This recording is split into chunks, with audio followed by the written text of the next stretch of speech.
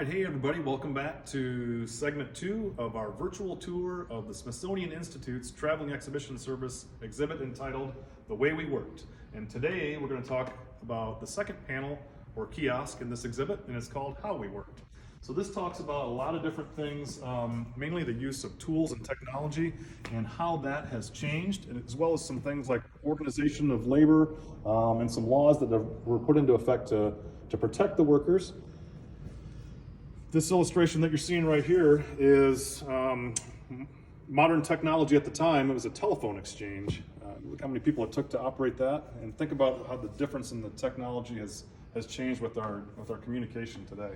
So let's go around here to the side, and so this is sort of talking about the transition from basically being mainly an agricultural-based society to an industrial society.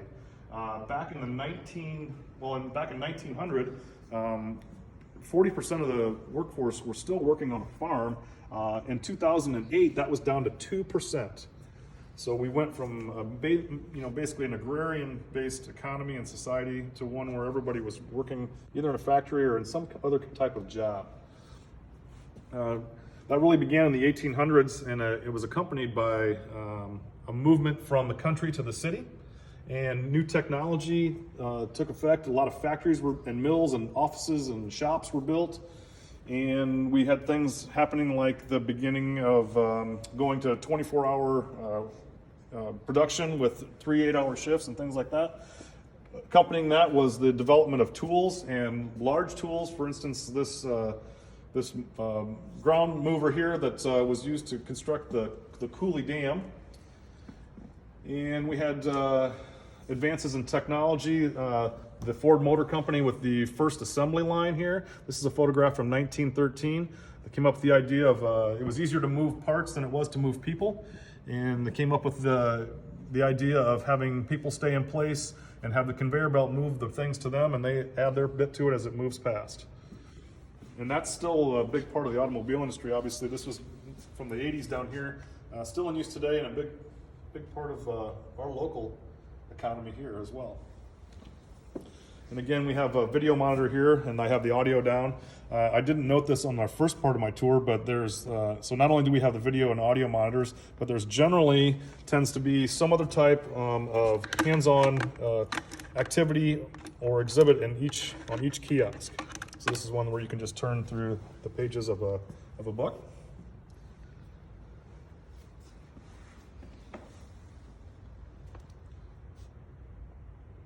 Textile mills.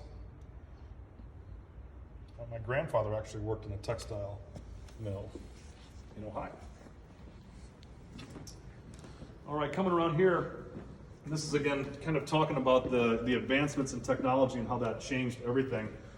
This was the first computer, the ENIAC, first general use electric computer, built in 1946 for the right after World War II, and it was more than 8 feet tall, and it was 80 feet long. And that sort of evolved over time. You ended up with these mainframe computers like you see down here along the bottom, and a lot of data entry with punch cards, mainly done by females. You had guys that were doing, they were considered to be technicians, and they were doing processing jobs and maintenance on the equipment as well. This is from the 1980s. In 1980, believe it or not, a portable computer still weighed about 55 pounds. Inside this little case right here, we have some different examples of modern technology at the time. The telephone in the back there. We have the punch card here for the mainframe computer, typewriter, BlackBerry.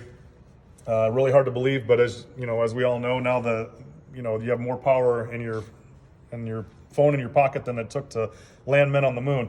And speaking of phones, part of this exhibit too, there are these QR codes everywhere. So each time you come to a kiosk, you can scan a QR code, and it will bring up a whole audio tape that adds additional information from the curator of this exhibit.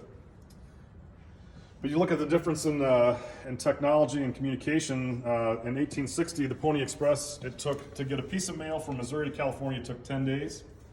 By 1900, a telegraph could go from New York City to California on the same day.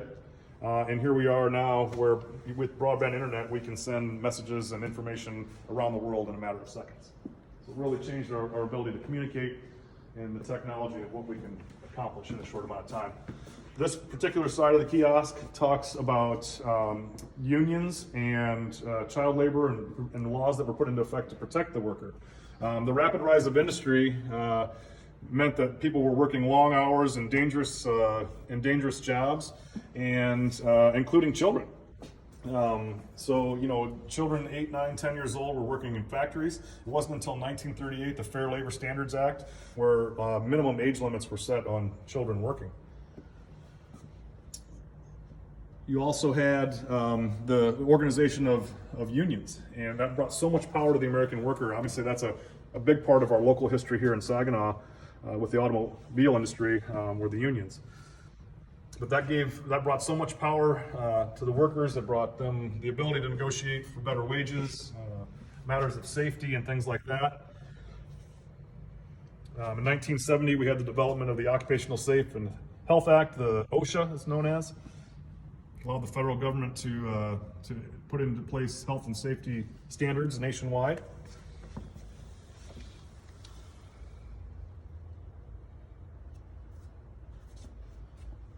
Another little interesting example of one of the hands-on parts here.